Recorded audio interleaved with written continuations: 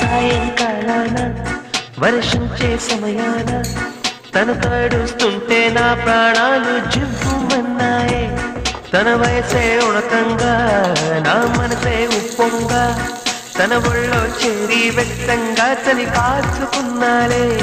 చినుకాగే చెలిలేవలే ఏం చేశామో గుర్తేలేదే. ప్రేమ వేషమో గుండెల్లో గుప్పుమన్న ప్రణయావేశమో మౌనంగా కాలం ఒళ్ళో కరిగేనమ్మా.